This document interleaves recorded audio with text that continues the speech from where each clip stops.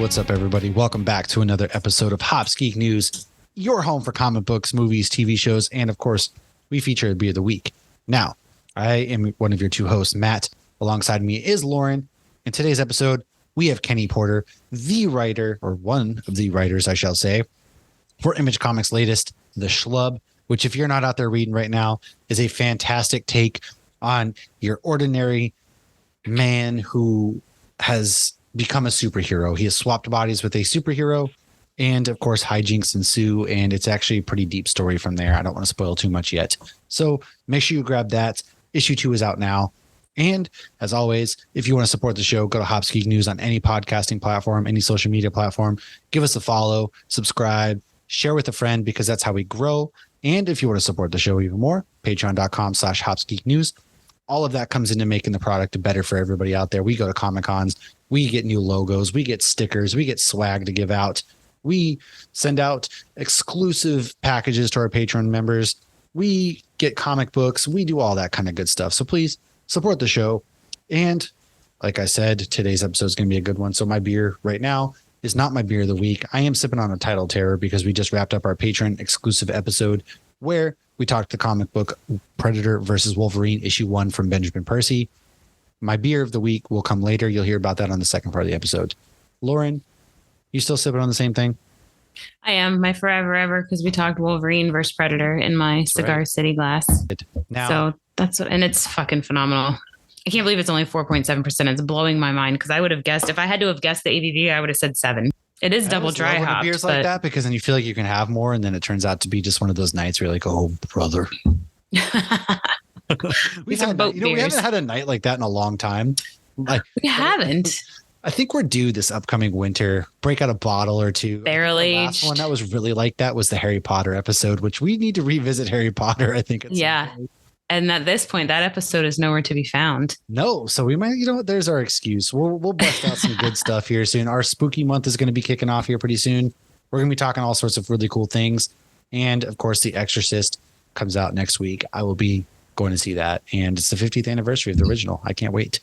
Now, yeah. So it's coming out early because of the Taylor Swift thing? Yes. Taylor Swift. Not late. Bumped The Exorcist from October 13th to October 6th. So I did get to go into the Exorcist house. They had a house at Horror Nights, even though the movie hadn't even been out. Tell me about that. You didn't mention that before. I was feeling pretty good there, so I don't remember details of everything, but I did. It's like my favorite horror movie. It's the scariest horror movie I've ever watched, I think. I haven't watched it in a long time, but I do remember it being creepy. The house was good. I mean, all the houses are good, but when you go into the houses like that, like The Walking Dead or The Last of Us, you're looking for scenes from the movie, so they're less scary. But I will say I'm an easy jump scare. Like the cast members who were standing there quietly dressed in black scared. But I still like going through them. And The Exorcist one, I remember there was like a scene in the middle that you had to like walk around, which you don't usually see. Usually it's like you're walking through hallways and people jump out and things jump out. Like this was like chained to the bed, puking green everywhere. No, it wasn't. No, because I think it's based on the new movie. So it wasn't the old movie. Well, now there's 2 girls in the movie now, and they both, I don't know how it goes down. I just know from the previews that there's 2 girls that are possessed, and it's weird. Oh, I just remember there being a room where you had to literally walk around this scene, which is something. I mean, I haven't been in all the Horror Night houses. I don't go every year, but I remember that being interesting. If my Horror Nights doesn't have child labor puking on innocent other kids that are walking through it, then I don't want it, dude. Okay? Oh, we did see somebody puke in the line. You always do. We were like walking out. We saw somebody lean over the rails and just, wonder if they were drinking too much, dehydrated, or they was just that disgusting. Well, Tabby really wanted to go on Rock and Roller Coaster after, and I was all for it. And Josh is like, it's 2:00 in the morning. We're leaving. You've been drinking all night. Erica wanted to go in another haunted house. What time is it? Horror Nights go till? I think 3. We got home at 3. Oh. All I know is I never got my tacos.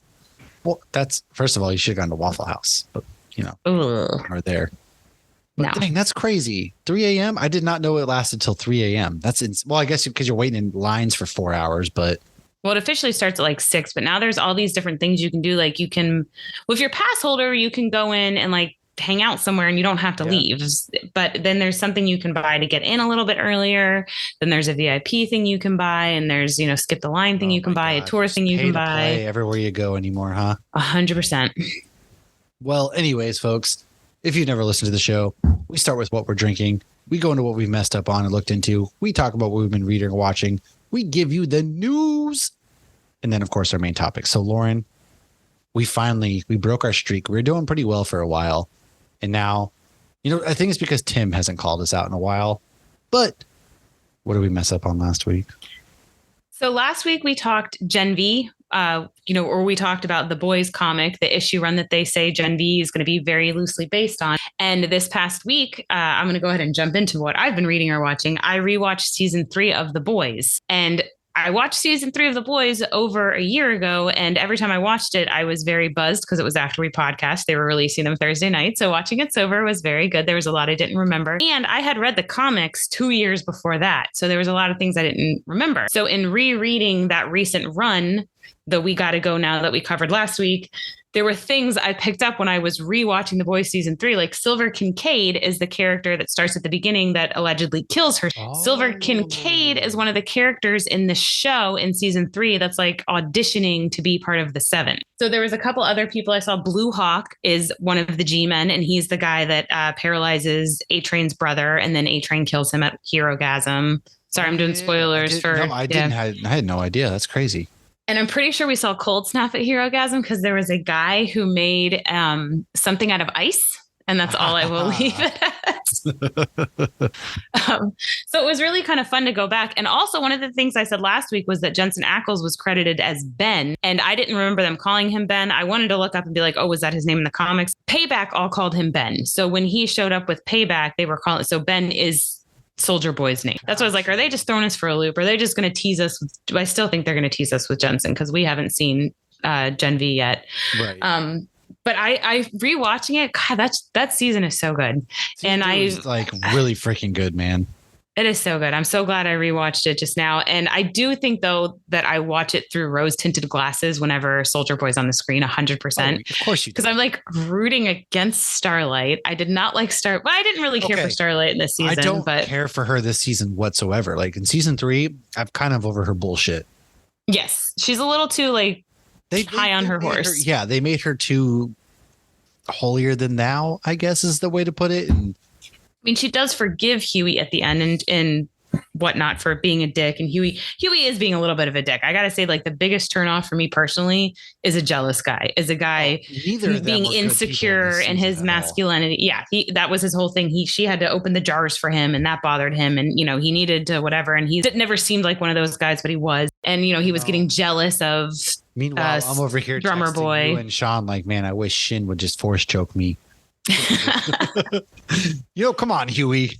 Come on. But just rewatching Jensen, man, he's so good in that role. He's so good. I want him in more things. Like, he is a phenomenal actor, and he just killed that role. I'm still wanting him as Batman, dude. So bad. Well, and I know I texted you earlier. I saw on some Supernatural page where somebody suggested he play Callus, and I think he would be. Because Callus isn't dead. He was phenomenal. Callus, he was never dead with Zeb. Yeah. So I'm very curious to see. It's a matter of time because in Ahsoka, we've seen all these other characters appear. So he played a pretty big role in Rebels to be just forgotten about. He's one of my favorite characters in Rebels because I love his arc. And I also love his voice. So many Star Wars references in Supernatural that he's got to. I wonder if he's everybody gets to be in Star Wars. So I wonder if he's trying to. Hey, because if I can't be Batman, I want to be in Star Wars. I feel like there's a Star Wars reference almost every episode. Their last name was actually supposed to be Harrison for Harrison Ford, and then they ended up changing it to Winchester, which I think Winchester is way better because it's a gun, a haunted house. Yeah. Yeah. When you're killing zombies. Plus, shit, yeah. Yeah. Where are the Harrisons? The Harrisons. That doesn't sound as good as Harrison. I'm sorry, what? But I mean, in the first episode, they're Ford and Hamill are their aliases. Well, yeah, it just works. And the whole premise was this is Han Solo and Luke Skywalker, not in a Millennium Falcon, in a badass muscle car fighting bad guys. So that was the whole thing that, Eric Kripke had in his head. Yeah, very true. But yeah. All right, well, so good. Carry us on to what else you've been. I did start the Good Omens book. Just very early in on it. And it's very, very similar to the show. I'm hoping it deviates some and gives me more backstory of stuff.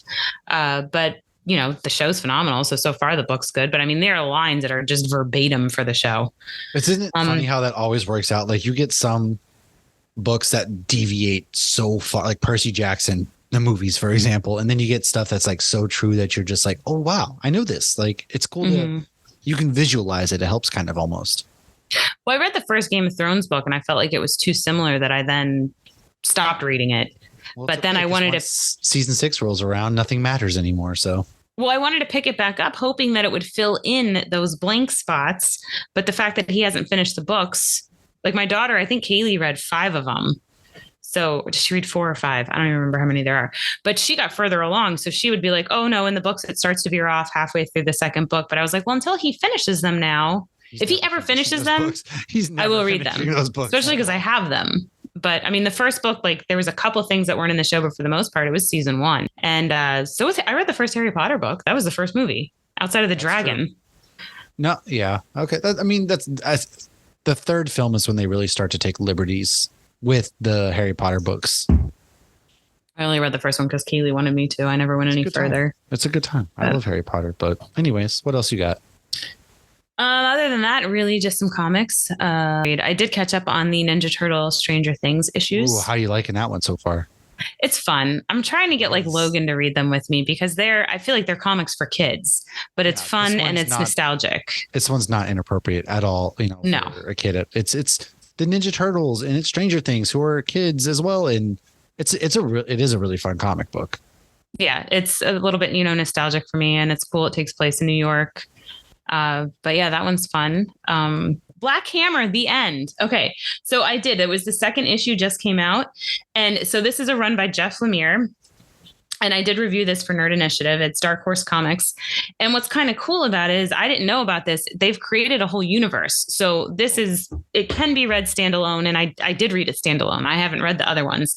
But there were a few times where I was like, okay, am I missing something? This doesn't seem like I'm completely on the same page. And then it would make sense. And then they would explain things. But then there was stuff they sprinkled in that was like, okay, I want to go back and read these other comics. So this series started in 2016 and it's won a bunch of awards. Wow. So I definitely want to go back and check it out. It was really kind of cool because there's like, 1 second you're at a farmhouse dealing with angsty teenagers and the next second you're in a spaceship dealing with aliens trying to fight an anti-god to save the universe. Or the multiverse. Okay. I don't know if they're allowed to use the word multiverse, but and there was a crossover with Justice League. Oh, really? Well, yeah. Marvel, DC, they don't have the marketed corner, whatever you say that on for the multiverse. Yeah. Give them time. Disney owns them now. It's true. Very true. Huh. And then, of course, you read Schlub and watched Ahsoka. So. Yes. Yep.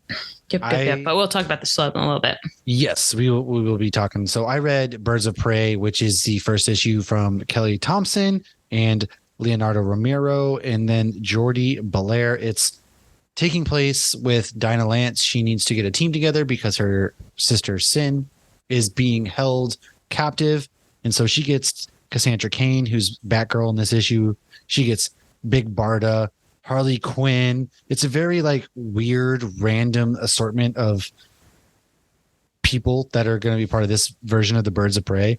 But it's that's what the movie was. Yeah, I mean it's wicked random. So, but it was a very good issue because at the end, I don't really want to spoil it because I want people to read it. But her sister is pretty much held in you're like, oh shit, that's where she's being held. It's crazy. And then, of course, I read the Schlub issue 2 and then Predator versus Wolverine. I've watched Ahsoka episode 7. So the finale is next week. Hopefully we will. Oh my God. It better be 2 hours long. Yeah. I have a lot of questions, man, that we're not going to spoil yet. I think we're going to do a Ahsoka focused episode where we wrap the entire season up. So hang on. Especially with this strike looming toward the end. Yes. So I haven't watched the latest episode, Only Murders. So going into the news, the writer's strike has officially ended. And this is a pretty good deal for the writers. So the writer's strike ended at 12:01 a.m. on Wednesday, the 27th, technically. And some things are AI can no longer be used to write scripts or can't at all. That was a big, big piece of the contract. AI was the second biggest issue next to we want to get paid. So when it comes to using writers' work to train AI models, the agreement acknowledges that uncertainty surrounding the current legal landscape, and a large number of writers are able to basically you can use AI, but you can't like make AI do it for you, essentially. And then there are better streaming residuals and transparency regarding the streaming numbers. So basically, the former is going to be based on a streamer's foreign subscribers. So 76% increase in residuals from the largest platforms, while a bonus to equal to 50% of the fixed domestic and foreign residual will be payable on films or series that are viewed by 20% or more of a platform's domestic subscribers in the first 90 days. So Stranger Things and your really big series like that, they're going to be paying residuals off of that now, and they can crunch those numbers a little bit more. So that's really nice. And now streaming services are really going to be putting out how many viewers have watched, X, Y, and Z. And now increased minimum rates for writers. So at the beginning of May, the WGA demanded annual minimum rate increases of 5 to 6%. AMPTP was offering 2 to 4, and now they're going to be increasing by 5%. That's kind of, so this year, September's tentative agreement, most minimums will be increased by 5% this year, followed by 4% in 2024 and 3.5% in 2025. And then there's minimum staffing for TV writers' rooms. So WGA was asking for 1 writer per episode on anything up to a 6-episode TV season, and then a writer for every 2 episodes after that, up to a maximum of 12 writers in total. At first it was rejected, and now the way it's being written out is that the outlines minimum staffing numbers for writers and writer produced across seasons of varying lengths. So 3 writers, including 3 writer and producers for a series of 6 episodes or less, moving up to 6 writers, including 3 writer/producers on a series of 13 plus episodes. And the deal also gets a guarantee of at least 10 weeks of work for the writers that are working on shows that have yet to be given the green light. And then that's kind of like the gist of what the main points are. So the WGA gets a really good deal. People are really happy with it. Coming up next, we're hoping that SAG-AFTRA can get a fair deal, because it seems like studios are now willing to move on and, pay what they want to be paid and livable wages and all that stuff. And now SAG-AFTRA what a concept. Yeah. God forbid, right? So now SAG-AFTRA members have actually voted to authorize a video game strike, and 98.32%. It was crazy how many people voted yes. Like it was pretty almost unanimous. So now we're on a video game strike, which is good, because now video game voice actors and people who work on video games can now hopefully get a fair. So pretty much striking works, which is crazy. It's a crazy way to concept. go, Norma Ray. It's like we're living back in the fucking 20s again with all this stuff. So, but it's good to see progress being made. And speaking of video games, there's a 3rd Jedi Survivor game that is being worked on. Cameron Moynihan confirmed it. We are getting a 3rd one, which is good, because the way that the 2nd game ended, God, those games are perfect. I did hear there was some nods to the game in the most recent Ahsoka episode. I did not come up with those, but I watched it with 2 other people, and they had played the game. We can talk about it later. We'll when we can finally do a full review episode. Yes. And then something about writing. Yeah. Last but not least, Mean Girls, the musical, is coming to theaters in January. It was apparently a big enough hit that they're going to kind of reboot it in a way. And now it's going to be coming to theaters in January, which I'm going to be there night 1 for, first and foremost. Oh, it's a fantastic movie. I call my 11-year-old every day, "You're a mean girl." She's mean to me. Sure? I always hit the cool mom. Oh, well, that was always my joke when Kaylee was like in high school. I would always say, like, "I'm not a cool mom. I'm a regular mom. Your friends aren't drinking." So she had, because, I have the bar area in my, that's literally, you've been to my house. It's, open in my house. So for her 16th birthday, she had a big Halloween party and kids dressed up, we moved the couches, and they're all drama kids. So they're like dancing and singing. And I pushed 100%. And I pushed the table back into the corner with the beer fridge, and I put like the Halloween caution tape all over it. And I put electrical tape, like the beer fridge had dropped on someone's head. And so it was like a chalk outline of a body. Yeah, that's hilarious. So none of the kids could. And then I like slid under there and drank my beer and watched them closely. It's funny though, all of these musicals though, like they'll make a musical about Back to the Future now and all of these things. And the one thing there's not a musical for that blows my mind, Nightmare Before Christmas. Musical. Oh. Nightmare Before Christmas is a musical though. Exactly. But they don't have a live musical. Oh, you're right. You can't go to Broadway, or you can't go anywhere and watch like a live, I guess you're right. I've been to a live music playing of it, like an orchestra, and they play the movie, which I loved that. That's like a thing now too. Like Spider-Verse has been doing that, and like a lot of movies, Harry Potter does that. I guess that's a really popular thing to do now. Yeah, I'm not someone who like loves going to see, live band music played, but I really very much so love that. But I thought that years ago, and I was like, oh, it's just not popular enough. Not a lot of people know Nightmare. At this point, it's everywhere. Oh, yeah. The fact they don't have it. I mean, there's just a Beetlejuice musical. Beetlejuice musical actually comes here in December of all months. It's kind of weird. It's so good. Highly recommend it. It is up there with Wicked for me. I absolutely loved it. Groped by a politician? No. Damn it. Depends on can you afford the seats that close? Because I wasn't that close. I'll bring my vape and maybe I'll get a politician to come out. You never know. So I don't really have any news. Chase, if you have a Disney Chase card, you can now get a Marvel one. They have Groot, Captain America, and Black Panther. Ooh, okay. Mine's Grogu though, so I'm torn. I feel like I need to keep Grogu. See, I have Capital One. Jennifer Garner got me, and I also have American Express. Jennifer Garner got you. She's always get your Chase, whatever. I know exactly what you're talking about. Like, oh wow, she's a mom, just like we're parents. No, I got my Chase card almost 20 years ago, so that you get the points, and that was the only way I used to be able to afford to take Kaylee to Disney. Oh, clever! Yeah. Look at you. Now you go every day. Now we go every day. Started from the bottom. A true made it story. Now I only use my Grogu card when I'm like at Star Wars Land and I want somebody to compliment my card. Oh, you pull it out and you're like, see, do I just tap it? Do I insert it? Do I tap? Well, Josh doesn't want the Disney points. He wants the other points. Oh, that's fair. I want the airline points. That's what I use. Anyways, folks, you didn't come here for credit card advice. Let's roll into our main topic here, where Kenny Porter from TheSchlub, one of the writers, he's written a lot of fantastic things, which we're going to talk about.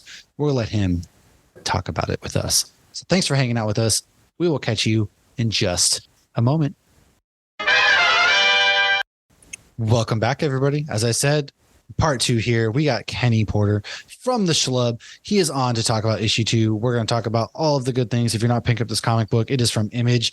And man, it's a phenomenal story. So we'll dive into that in just 1 second. You're going to hear from the man himself, kind of why you should be reading this. But first things first, Lauren, why don't you introduce the beer we are drinking today?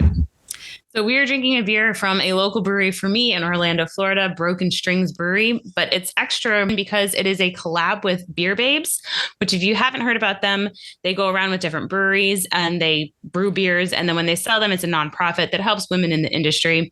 And this beer is super fun because it has Dolly Parton on it. And we picked this one. Actually, Matt picked this one for us to drink today because in TheSchlub, our main character is a dentist, and dentists work in 9 to 5. So that's how they make their living. This is a really good beer. I actually bought a 4-pack of this. This is the first one I've opened. I've had it for a minute.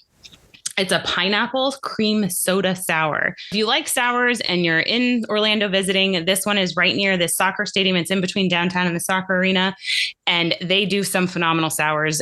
I like sours. For me, it's hit or miss, but all of their sours have been really good. But they do a cherry Coke one that literally tastes like cherry soda. Like my kids would have. Good.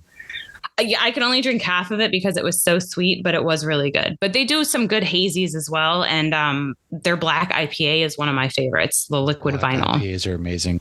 Those are really if good. They're done right. Yeah. Honestly, one of the better beers. Like all the beers you send me are typically good. This is straight up one of the better ones Dolly. It is a really good one.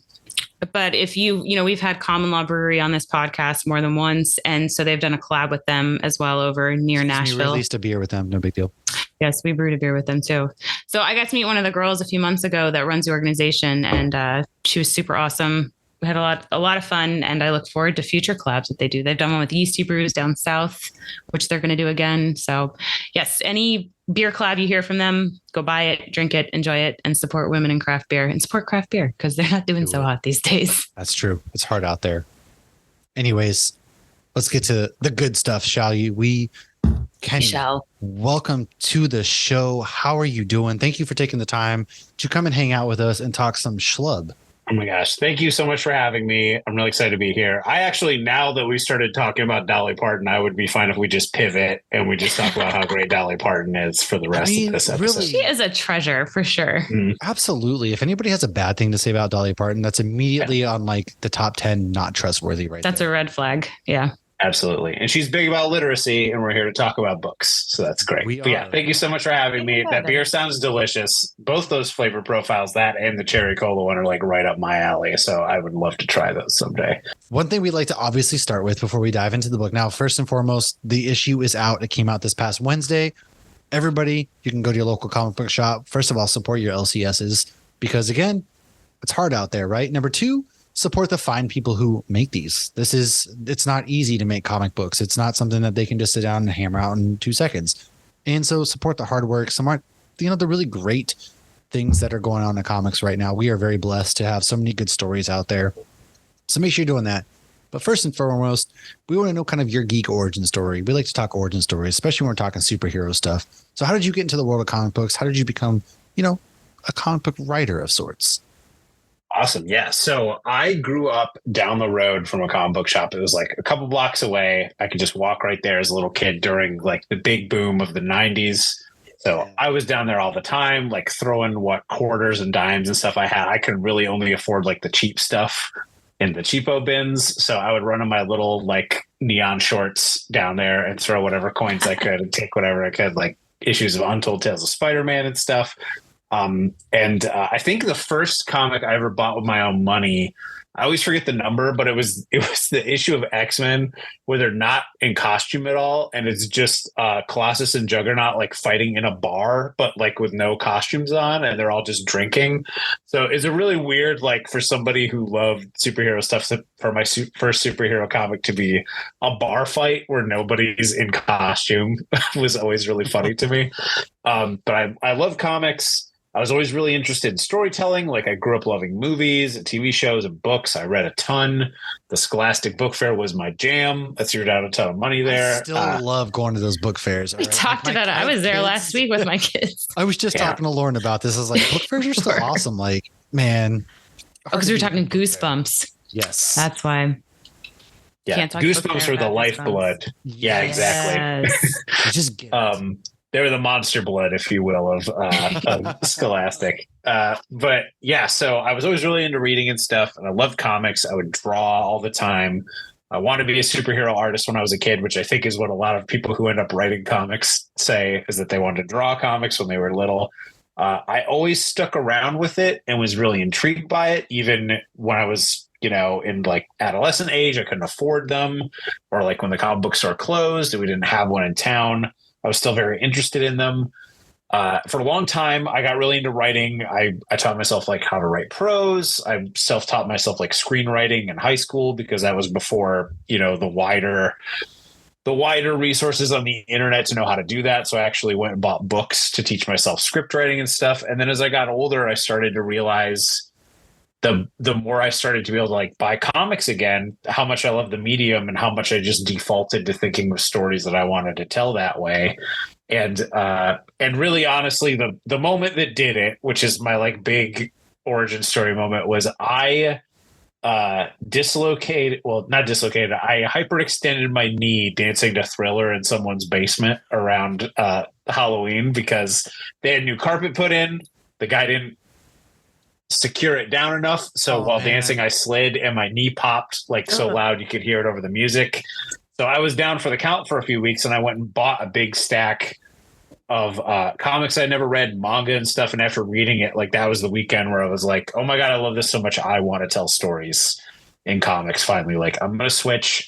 I've learned script writing forever. Like it's time. Like if I'm going to do it, I'm going to do it now. So I wrote my first comic, which was a one-shot crime story called Ink Ribbon, which was about like a thief who's trying to go above his usual pay grade and steal something a little bit outside of his norm to pay for him and his wife to leave town. And then from there, comics, I ended up winning the first Top Cow talent hunt for writing when they did that in 2012 or 2013. So I got to write like a Witchblade tie-in one shot. So my first like big published work was with Image and Top Cow, which is awesome. So it's like coming back full circle now. And from there, I just kept putting books together. I did a creator-owned YA book called Barnstormers that got picked up by Simon & Schuster and Insight after I did a Kickstarter. That Kickstarter got me my agent, which he then helped me get a book through Scholastic called Fearless, which is an all-ages book about a girl whose best friend moves away at the beginning of the summer, and inspired by their favorite, like, common rider, master rider type hero, decides to ride her bike 2 towns over to win her friend back. So that came out, and then I started doing work with DC. I did DC Mech, which was a complete alternate universe where all the DC heroes were reimagined as mech pilots, a la Gundam and Evangelion and Robotech and all that stuff I love. Such a show that I grew up on too. That was a great, great little run. That's why they called me. They're like, we know you're the Gundam guy. Yes. So like, we're calling because we know you're going to bring some flavor to this. I did the prequel to the Flash movie that came out called The Flash Fastest Man Alive, where they let me tell my own story set in that continuity, which is awesome. And then right now I'm doing the new Superboy series, Superboy, the Man of Tomorrow at DC, which has been a lot of fun. That was a story I was really passionate about telling. And issue 6 is going to be coming out soon and wrapping that up. And then to get to the Schlub, Ryan Stegman and I have been friends for a long time, and Tyrell Cannon and I have been friends recently. And Ryan had a ton of success with Vanish through the KLC Press. If you haven't read that, it's awesome. Go check it out. His artwork in there is incredible, just like everything else he's done. If you don't know him from Vanish, you know him from Venom, another popular title with a V in the beginning of it. So if it starts with a V and it's awesome, he probably drew it.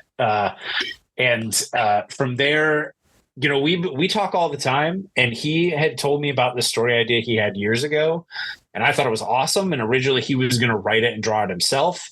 And then the more we talked about it, the more he decided he wanted to co-write it. And so he asked me to co-write it with him, which was great because, like I said, we talk all the time anyway. And Tyrell's somebody we talk to almost every day as well. So it just ended up being 3 like people who are like close friends getting to make a comic together of everything we love. Yeah, it's great. Of like big bombastic action stuff and some of that 90s flavor that we all grew up on that we liked, but with a little bit more emotion, a little bit more heart. And really, like Ryan had the story pretty much outlined at like the helicopter level of like a full, you know, synopsis of just like paragraphs, what was going to happen. And together, the more we talked about it and fleshed things out, a bunch of stuff changed. We expanded a lot of stuff. And then we brought Tyrell in. And he had a bunch of fun story stuff to add. So really it's kind of become all of our baby and stuff that we've worked on. And I've had a ton of fun collaborating with him and putting it together. And then it was now, and then I don't know what happened. So then that's true. You can tell straight, you know, it's funny that you say, or not even funny. It's just, you can tell straight from opening these pages that it's just 3 people who absolutely love this story at its core, because the love and care that's in these characters, in these artworks, everything, it just oozes from the pages. And man, it's so, I can't say enough about how fun this comic book is. That's just at its core. It's fun. It's basic, but at the same time, it's not a bad thing because it gives you a lot of room to play with. And what's it like telling a story? Because you talked about, you're doing Superboy, you're doing Flash at one point, you're doing Batman. What's it like getting to tell a superhero story where there are no preconceived notions? Yeah, there's no constraints, or like nobody really knows who these characters are yet. Yeah, it's been a ton of fun because, and like you said, it's a basic premise. It's, you know, a really like crummy piece of shit guy. So if people haven't read The Schlub and you're just hearing about it, The Schlub is about a dentist named Roger Dalton who's kind of a piece of crap, and he always makes the wrong decisions. He's got a good heart, but he's kind of selfish because life has beaten him down so much. And he ends up accidentally switching bodies with essentially the most powerful superhero in the world. And great for him because he thinks it's a second chance for a new life. Bad for everybody else. Yes. Because it's going to be really, really difficult for us to overcome that as a people for him to have that body. So basically, like, imagine if Michael Scott from The Office or Kenny Powers from Eastbound and Down switched bodies with Thor or Superman. Like, you just kind of imagine his voice coming out of him of blaming people for everything bad that's happened to him. Everybody else's faults but his own. And you get that a lot in issue 1 when we first kick it off. It's just like, He's blaming Sarah, his ex-wife. She doesn't understand. It's his brother's fault. He sees, all this. And then even when this issue kicks off, he starts to overhear. And yeah, it's what happens if a guy who has the world stacked against him gets superpowers. And it just goes from I'm there. It's awesome. just imagining Thor with a George Foreman grill in his bed now. That way, he's just like, this way I cook it and the goat meat is ready right when I wake up. So I like the smell of fresh goat meat in the morning. So sue me. Mm-hmm. Yeah, exactly. I'm a god. I should live godly. Yes. So it was interesting though, like when we had one of the questions we always have, since we've already we do have hard hitting questions that we got for you. So just keep, be ready for those, but we'll talk a little bit about the Schlub first. One of the questions we always have is what has been the process working with the writer or the artist? How much back and forth was going back, how much of that actually happened? And when we had Tyrell on, it was a very different answer than we usually get. He's like, oh, it was a collaborative effort. We all basically worked together. And, even though I was drawing it and they were writing, it was still very much so a group effort. So it's fun to hear you come on and basically back that up. So was it a different situation doing this Schlub in this collaborative kind of artistic way, as opposed to the other stories you've written working with the artist? Oh, totally. So anytime I work with an artist, I usually ask them up front, do you like working more full script or more Marvel style, which I've done both. So for example, I've done full script on stuff like The Flash and everything. And then stuff with my buddy Riley Rossmo, who's an artist who's done a ton of stuff at DC. We've done shorts and stuff together. He likes to work more of a Marvel style. So it's way looser. And he and I would just get on the phone and kind of talk about what was going to happen on each page. And then I'd loosely lay it down and he would draw it. And then I'd add the dialogue afterwards. With Ryan and Tyrell, first Ryan talked through the whole story with me, like I said, a year ago. And then we did a year or so ago. And then we did an updated version.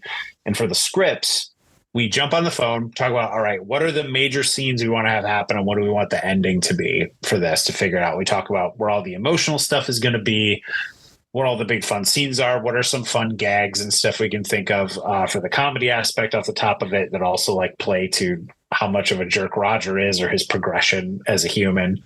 And then I would take it and kind of outline it all right, this is the way I see it going. This is what's going to happen, all the scenes. Then Ryan and I would get on the phone again. Or just text and be like, I like this. Let's move this around. I'm like, ooh, and if that happens, let's do this. If that happens first.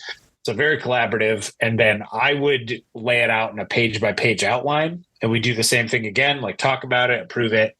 And then we talk to Tyrell about it and show him and be like, what do you think? And then Tyrell would come in and be like, all right, let's change this or combine these because I want to draw it this way. Let's change this into a double page spread. Let's do this sort of thing. What if we added this character here? I'm really glad that we're able to talk about issue 2 now because we get to talk about maybe Tyrell and I's favorite characters, which are the henchmen, which show up in this. Yeah. Who I will spoil this. They become a very big part of the book, which was not planned, but is very fun that they keep showing up. So we should expect more comedy then? Yes. Definitely from the 3 of them. And they have some of the best lines and stuff in the book coming up that I enjoyed writing. Was the one with my doctor said I can't get 3rd degree burns anymore. Oh, yeah. That was one of my favorite ones that I put in. Yeah. When they're falling and he's burning up. Yeah. Oh, God, that was fun. So we would do that. And then once we got it where we liked it, I'd make it a little bit more detailed. I didn't do any panel breakdowns. I just put down what happened and about how much dialogue was on each page. And then Tyrell would draw it from there. And then after the artwork came in and we got to see his amazing artwork, that's when we would go over and do the dialogue passes. So it was super collaborative every step of the way. And it's been really fun to be able to do it this way, where it feels like everybody has a part in every step, all 3 of us. So that by the time we get it to Mike Spicer for colors and John J. Hill for letters, we've 3-person mind melded to put all this together. And Mike is incredible to work with. And so is John. This is the second time I worked with Mike because he did the colors on DC Mech too. Yep. So I knew he was super talented. He works with Danny Warren Johnson all the time. And his stuff looks amazing. There's stuff on Do a Power Bomb. or Murder Falcon. So I was really excited to be able to work with him again. And the whole thing has just been like making comics with your friends so that when we put it out, we see people really like it. It means That's a lot the dream. that we get to meet people that, you always grow up like, hey, you just, whatever it is, not even making comics with your friends, you just get to hang out and just do something that you guys love. And man, this is the easiest way I can put this comic book in my brain is, at the end of every Power Rangers episode, they all get their individual Megazords and they combine. And that's where's he going with this? They kick ass. And that's kind of what this is, because you guys all each have your own individual Megazord in my mind. And when it all comes together, it's just serious, like butt kicking time. And that's what this comic book is. It's visually stunning. The depth to the characters, the depth that you get to Roger, and everybody just kind of has this world to play in. And yeah, Roger starts out as this guy that you want to hate. But he seems goofy, but there's layers. Yeah, there's absolutely ogres are like onions. I was thinking that in my head. I was just trying not to say yes, exactly. But he's listening to his brother and Sarah talk about him, and then you kind of see like this turn in his head that's like, I'll show them, and it's very layered. And I think that's what I really love about this, because there's just every time you turn the page, you're just digging deeper and deeper and deeper. And so, how did you? First of all, I want to know the story. How did you, the characters, the henchmen, they weren't planned. How did these characters come alive? Yeah, they weren't in the initial outline. It's just talking about them. We love the Venture Brothers a lot. Yeah. And like, we love 21 and 24. And we were like, I would love to do my own take on that. But where 21 and 24 were like fiercely loyal to the Monarch, Tyrell and I were like, Tyrell and Ryan and I were like, wouldn't it be funny if these three were like the three guys that all the bad guys hire all the time? And so they've worked for everybody, which will play it. You'll see it play into the story later, but like, they have huge debts. People never pay them because they never complete stuff. So we just thought it'd be really funny to have these types of characters who are like the professional henchmen of this universe who work more than anybody else. They're out there hustling and grinding, working for every single bad guy under the sun, and how we could work that in later with the other characters. But with the emotional stuff with Roger, I'll just say, even with issue 2, like, there's way more we haven't shown you yet that's just alluded to in the phone call scene. Right, with the wife. That he overhears. Yeah, there's a lot more going on. There's, like, everybody who feels like the world is against them usually has a reason why they feel like the world is against them. And Roger has some more stuff that we're going to see later. And a big thing going into this was Ryan and I, when we were starting to put it together before we decided Tyrell was going to draw it, was like, we wanted a simple plot with really complex characters. Like, we wanted to tell the story of like a guy who couldn't make the right decision to save his life, wasn't a bad guy. And like, what would it be like if that guy that who just makes every wrong decision in the world in his life, no matter how much you try to help him, but it would be a different situation if he got powers. He wouldn't immediately leap to being a hero or anything, or being a villain. He would try to take care of himself first and then see that other stuff had to be done. So I'm really glad to hear that you guys are enjoying that aspect of it. Oh yeah, we were raving about the wife too. It's like, I can see how this marriage fell apart. I could see it was self-sabotaging and not trusting her and being jealous. Like, I could see all of that from the few instances we have, because she seems very well-rounded and smart. And the fact she still cares about him make me think, okay, he's still a good guy, even though he might still be making bad decisions. But you mentioned comedy before. So that was actually one of my questions of how much, because this is very funny. It's an action story. It has heart, but it's also funny. So is the humor, do you guys are like, okay, we need a joke on this panel, or does the humor kind of come naturally? The humor comes naturally. Like I said, if we think of something really funny, like character based, we'll put it up ahead of time. But usually we let it happen we decide on the emotional scenes first. And then if there's something funny in it, like a funny moment that we can lead to, then we'll go into it. But we wanted to make sure that like the humor wasn't overly Looney Tunes, that like it was all, humor based in the characters instead of just super wacky, zany stuff all the time. The henchmen are there to be the wacky, zany characters, but Roger and stuff, any humor that happens between him and Sirius is all character based stuff of like, them not understanding how the world works and everything. Like, because I think there's a theme in this one. Work. Yeah, like where he's like, I got my standard 2 hours. I don't know why it's not working. Like he was raised by elves. Yeah, exactly. Full 40 minutes. When I love when he's like, being human sucks. So I'm a sucker for boat names. So who named the boat? I don't know if you want to Stegman named the boat. Yeah. Okay. Because boat names, I mean, they're just dad jokes on their names. You know, they're hilarious. They're just puns. So I'm a sucker for good dad jokes. Should I leave? Can I say that one or should I? Oh, yeah. You can say what the name of the boat is. Yeah. So they're dentists and the name of the boat is Tooth Fairy, spelled like a fairy. So I had a good chuckle there. Oh, yeah. That was a real fun part. Now, of course, we talked about how easy the jokes came. And we talked to Tyrell about the personal touches he put on it. What are some personal parts of yourself that you kind of put into Easter this eggs. Book? Yeah, like what are some Easter eggs that you kind of try to throw in, if any at all? I think a lot of the Easter eggs are stuff that, I mean, and we've all gone through points where we felt really low or we felt like there's no hope for anything or that the world's against us. So I just tried to tap into that feeling of like, when were the times that I had a bad attitude about like the way that the world was going, and maybe things weren't easy, but I wasn't making it any easier by, pushing that outwards or just being frustrated or feeling like, not all of us, but some of us have like family situations where maybe you weren't supported in what you wanted to do or the person you wanted to be, or even if you tried to fit in with them, they still pushed you away. So we're going to play a lot into that. And I tried to bring a lot of that into the story of like things that I've experienced with family members or people that I've known in my life. So I just, I tried to find those universal truths and things that I know we all get emotional about and tried to put them in this crazy story of a dentist swapping bodies with a superhero. I think that's why finally I was trying to figure out like what hits so hard about this, but you're right. There's a piece of kind of everybody, right? Everybody's gone through those moments that it's like, oh man, I really messed up this time, or man, I'm just not, it doesn't have to be marriage, doesn't have to be relationship related. It can just be, you messed up at work that day.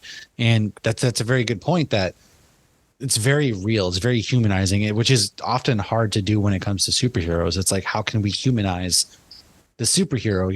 Not everybody's Clark Kent who just comes off as human despite being alien. So that's very clever. I didn't think about it. It just kind of clicked for me personally now. Well, everybody loves the Freaky Friday story because it's perspective you could never gain otherwise. Like you literally cannot. Well, you literally can walk in somebody else's shoes, but you literally metaphorically cannot walk in somebody else's shoes. So I think it's always a fun twist to see, especially when there's such extremes, because then you see how Roger's treating this God's body. He's just right back into his old habits, but he still has that hero that he feels he needs and wants to be. Now, that reminds me, when it comes to the human body, there's a scene where we find Roger in the superhero's body and he's just pounding foods of all different varieties. Yes. Did you guys like have any say over what foods went into that scene? Because I kind of feel like just 3 dudes being bros, like, hey, you got to have this food. I feel like I saw Cookie Crisp. Yeah, there's different. We're going back to the 90s. Did you have any say in that, or was that all like Tyrell on that point? I think I said just like a bunch of different junk foods, like a variety of like ice creams and snacks and stuff. And then Tyrell did a bunch of them, and he put a ton of Easter eggs of like stuff that he wanted to, of like foods that he wanted to do. And then the same that Stegman did on his cover for issue 2, where he did the couch shot of him surrounded by all the foods. Oh, yeah, the donuts, everything of that nature. It's so good. So good. And especially considering the first issue, you're like very vividly inside someone's mouth. Oh, yes. God. Ugh, I hate the dentist for one. Nobody likes the dentist. And so obviously every story's got to have a villain, and we get our villain we get more into him in this. It's Worm. I don't know if I'm pronouncing that correctly. Yeah, it's Worm. Kind of coming. This is where we kind of unveil the big plot that essentially you have to steal spirits of people, the souls of people, to be able to reverse swap.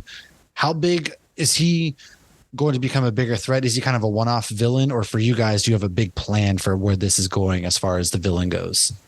He is integral to the emotional reveals in the story later on, and has his own real motivations have not been revealed yet. So there's a lot more also going on with him that we'll get. So just like how, Roger got thrown into this world and is only now really learning the deep inner workings of Cirrus. We still haven't gotten the deeper inner workings of Worm yet, which we'll get more later. But he also has bigger motivations than just like steal the superhero's body.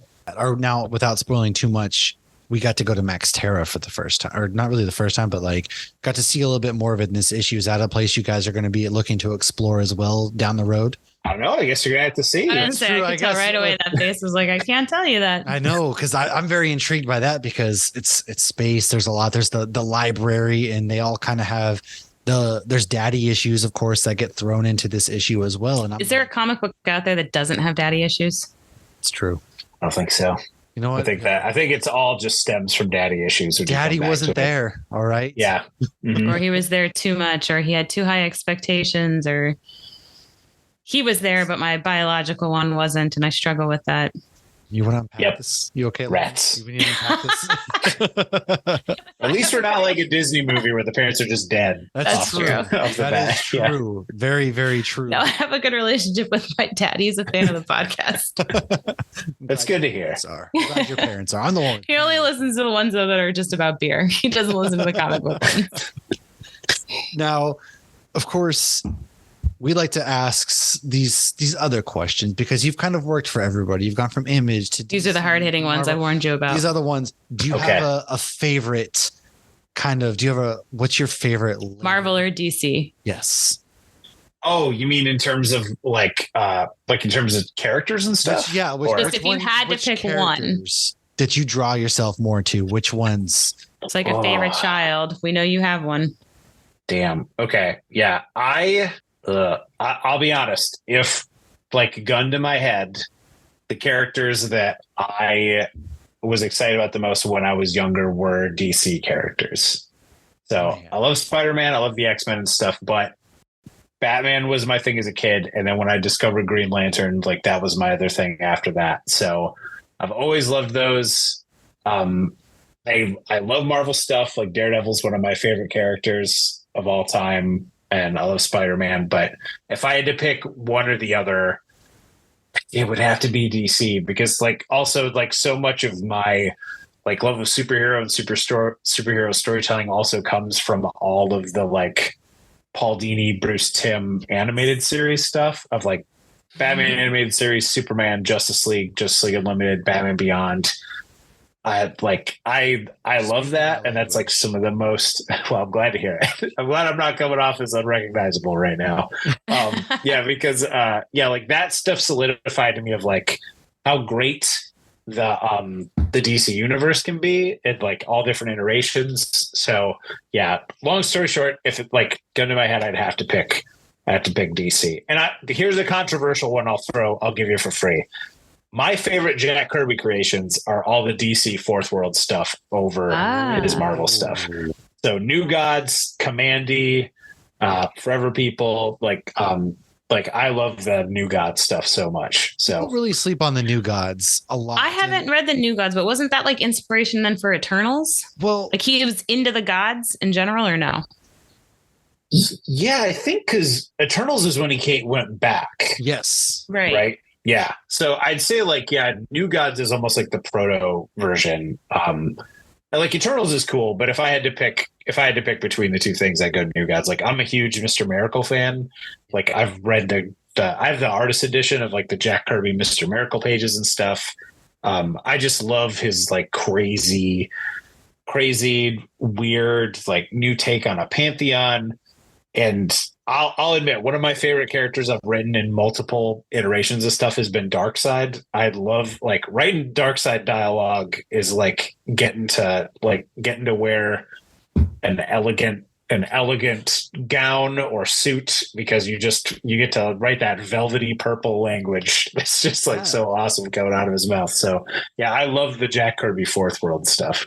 Love it. No, that's fun to hear. Get robbed of the New Gods because we were supposed to get. I feel like the New Gods would have really caught on because I feel like they're slept on a bit, but the movie just never materialized. It was in the works forever, and I'm hoping one day now we'll see we kind of get some New Gods action because, like you said, I I think that's one area a lot of people sleep on. They don't really think about it too much. And I'm like you. I grew up on the Batman animated series, the Justice League Unlimited. Like those were all the things that really solidified for me. Lauren and I are always, she's more Marvel, I'm more DC. So that's why we kind of like to, outside of the all the other labels doing great things, we always like to talk about.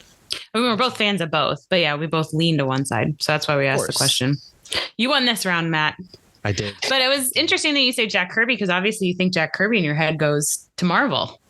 So that's fun to hear. And we did an episode, before Eternals came out. I went down that rabbit hole of researching it, and Jack Kirby was big into the mythological gods, which inspired, the DC and Eternals. So that was pretty cool. So now our second hard hitting question: what's your favorite label that's not Marvel or DC?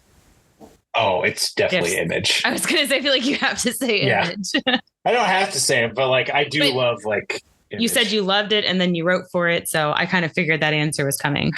Yeah, I really so I was a kid when the whole the Image thing took off and Spawn was everywhere is still whether. So here's the thing that's crazy about Spawn is whether you have a family member who knows what comics are or not, if they were alive in the 90s, they somehow know what Spawn is or what he looks like because of the movie, the comics, the toys, all the other merchandise, the video games. Spawn was the character that broke out across everything. So and I mean, it was Venom with a cape and chains. It just looked awesome. Yeah. And you don't get more metal than guy goes to hell, gets superpowers. It comes back and fights demons and stuff. That's just inherently 90s cool. So I was always attracted to that. Supernatural. It really does have aesthetic to it big time. Just now I need to rewatch that movie, John Leguizamo, but you're right. It's very badass, and we've been sitting in limbo for too long. We need more Spawn in our lives. So I was around that whole Image boom, and so many my older cousin would give me comics and stuff, and he was really into it. So I got experience from that. I bought a ton of Spawn stuff. I've actually been recently I'm reading through all of it right now because I didn't get to as a kid, just because I couldn't afford it. And then at one point, my mom went through kind of a Bible thumping phase. Nothing against people who are into religion or anything, but she would go through these we always grew up going to church, but she would go through these extreme the devil is everywhere kind of moments. And she went through one of those and she was like, wait a minute, what's Spawn about? You're sitting there reading Spawn, she walks in I was it's about a guy who goes to hell. And she's like, absolutely no. And then threw all my Spawn stuff away. So I lost it all. But so now I'm kind of I'm rereading it all now that I'm an adult. But anyway, off that digression, I also really love Image because a couple of years ago we started this creator-owned revolution over there of all these awesome titles like Saga and Black Science, stuff like Monstrous coming out, all these great creators making really awesome independent comics over at Image that made me excited about telling original stories again. So the fact that I get to write there is just awesome. But as a reader, I love manga. I love reading I love reading comics from France. There's a lot of great Spanish comics that I love. I'll read it from anywhere. I don't care. I read so much. I think the last time I tracked it last year, I read 365 graphic novels, almost a book a day. I'll read them from anywhere. I don't care. I love it in all shapes and forms.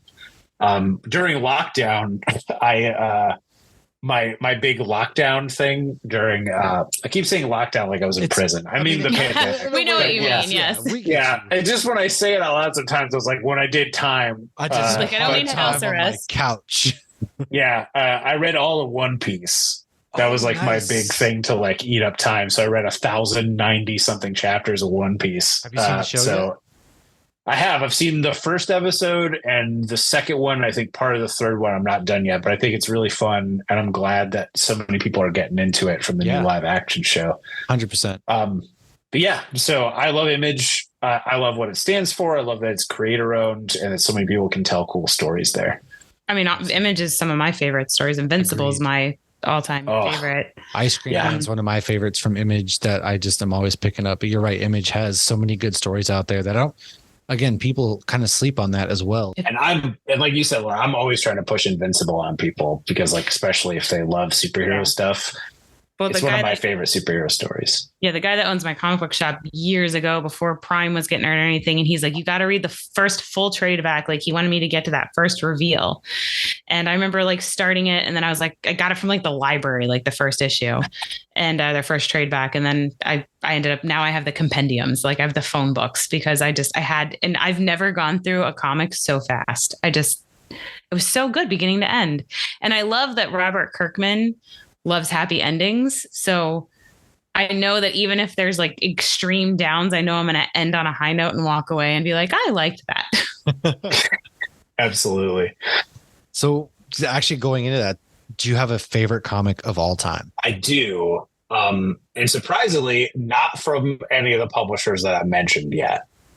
So my favorite comic of all time is actually Hellboy.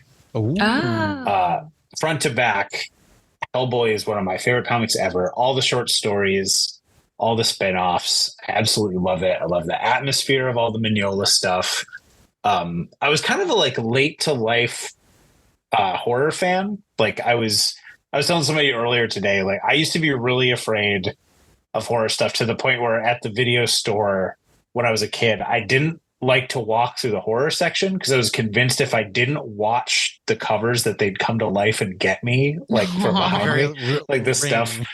Yeah, but they put the damn Nintendo games at the end of the aisle where past the horror thing, so I have to go past it. Damn all the you, time Blockbuster! still. Just looking down the whole exactly. time. It was a heroic journey. I mean, when I first started Walking Dead, I had nightmares, and I got through that. And now Matt's big into horror, so now I'm watching like horror movies at Christmas. I don't know what happened. I'm sitting here like especially this time of year. I'm like, have you watched this horror yet? This horror yet? I don't. And I'm like, one nope. Last night called like it was like Mall Chop. It was completely awful. It was about. But you like the campy stuff too, which is I like a lot. Yeah, I watched. It's hit or miss. Robots the campy last stuff. night. It was made in Chopping Mall. Yeah, Chopping Mall. That's what it was. Yes, I watched that last night. Yeah. Yes. It was outrageously just campy, ridiculous, but man, I just horror movies. I don't know if anything's worse than Velocipaster. Bite your tongue. I mean, the title alone though is like worth so much money. It is like that right there. It's gold. All right. That sounds like an Invincible character, honestly. Like somebody. Yeah, because they had the dinosaurs show up. Yeah. Yeah. No, it was on when we were at a brewery one day, and I just got like sucked in, and I'm like, "What am I?" And we're watching it with the subtitles on because we're at the brewery. Yeah. But I'm just like, I mean, if you can't even hear it and it's super cheesy, I'm like, I could have made a better costume. Not that I'm not crafty in costume making.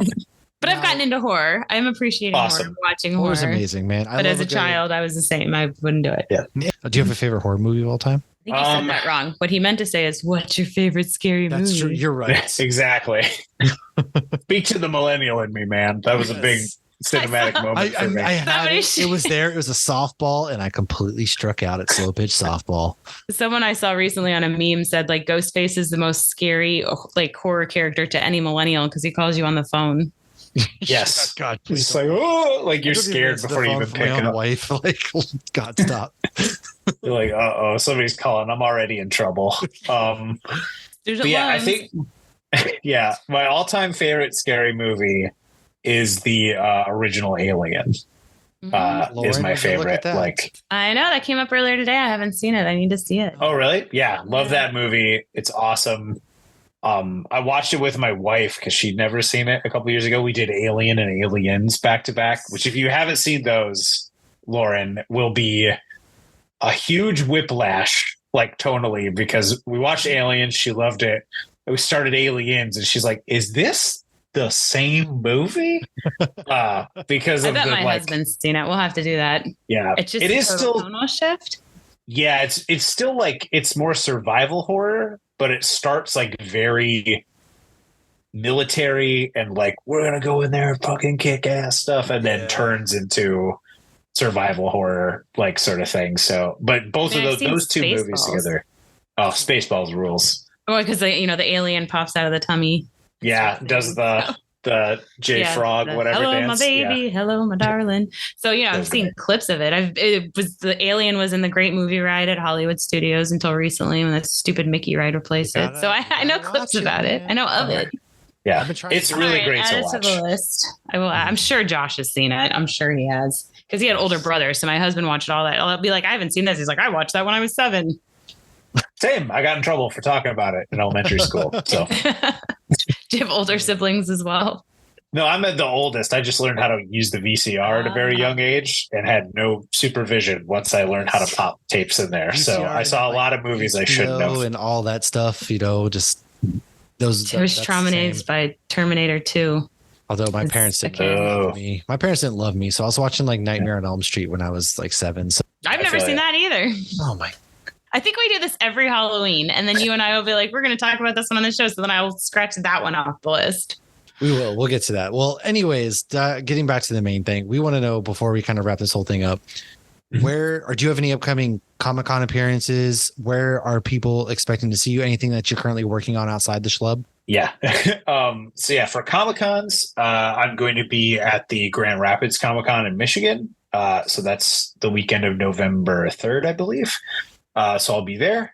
And then working on stuff, like I said, the 6th issue of Superboy is coming out pretty soon. I think it already technically came out digitally on the DC Universe app because they were putting it on there like a week early or so. But that'll be coming out soon. We'll be wrapping up that series, which has been really fun. And then, other stuff. There's a Green Lantern story I did coming out in a horror anthology pretty soon. I did with Riley Rossmo. It's a Green Lantern and Etrigan the Demon team up. So another Jack Kirby character that I got to scratch off my list. That's awesome. Yeah, and he speaks in iambic pentameter, like rhyming. So when I wrote that a while back, my wife came home to me sitting on the floor, like counting on my fingers to myself because I was trying to get the rhyme meter correct. So just like, I'm sorry, what fresh hell did I walk into that you're sitting on the floor just like yeah, I'm like, it has to have stroke or did he lose it? I'm trying to write demon language. There's nothing weird about it. I'm just trying to write demon rhymes. So I'll have that coming out in the upcoming Halloween anthology. And then the 3rd issue of the Schlub will be dropping soon too, where we'll introduce a bunch of more fun characters, believe it or not, and learn more about Sirius's situation and a little bit more about Worm as well, which would be really fun. Awesome. Well, of course, folks, one thing I want to leave everybody with, I know you gave us the rundown of the Schlub and the plot, but if you can pitch this in one sentence, what would you leave everybody with? I would go back to the thing I said earlier of like, imagine if Michael Scott or Kenny Powers switched bodies with Thor or Superman and how much trouble we'd be in if that happened. There we go. 100% accurate. This is a very good comic book. It's one that, I've told you straight from the get-go. It's very beautiful, visually beautiful. The writing, there's a lot of depth. Like everything about this book is great. And of course, if you love it, there is more planned. I know we've kind of got a little insight into that when Tyrell was on, that there's more than just the initial arc plan. So hopefully we can make this happen because I want to see more from this universe. I have a lot of questions. Lauren, as we wrap up, do you have any final questions or thoughts? I don't. I'm ready to see what happens next, though. Same. Because I know if they don't switch back soon, it's not going to be great. They got 4 days, man. 4 days. That's a lot right. can happen in 4 days. That's true. A lot. Life can change in 4 days. Now, Kenny, brush your teeth. Where can people find your works? Where can people find you on social media? You can find a lot of stuff about me and what I'm doing at portercomics.com. And then on most social media, I'm at Ken Blake Porter because Kenny Porter was taken a lot of times. So I used my middle name and a short first name. So at Ken Blake Porter I refuse to call it the new name. It's Twitter. It's always going to be Twitter. I've been using it since 2009. Come on. Yeah on Instagram, Threads, Blue Sky. If there's a pigeon that's carrying notes on its leg, it's probably the same on there too. But you can find me. A lot of those are linked through my website, portercomics.com. So you can find me there. Right on. And all of that stuff is going to be right here in the link of the episode. Go ahead, click it, find the other great works. He's gotten to He's gotten to write some of my favorite characters, such as the Flash, for example. And Swamp Thing's part of the thing, Superman. He's even done, if you're into the Halloween kind of things right now, he's done work with a very DC Halloween, all sorts of things like that. Check this out. check out the Schlub. And then as always, you guys can find us weekly doing Nerd Initiative reviews for nerdinitiative.com. You can find us on Turn a Page, where next week we're sitting down with David Popose, a friend of the show, to talk about his latest comic book, and then Hops Geek News on any podcasting platform, social media platform. Help us grow. The government's shutting down. I'm not going to get paid. So please click on all this. our Patreon money is going to that 5 now. cents coming right to this. So no, but seriously, thanks for hanging out with us, Kenny. It's been a pleasure, man. We have enjoyed this, and thanks for making some really great stories. Thank you so much. Have me back anytime. I had a great time with you guys. We'd love to have you back. We're going to hold you to that. We will. And Lauren, I'll see you soon. But thanks for hanging out, everybody. Cheers.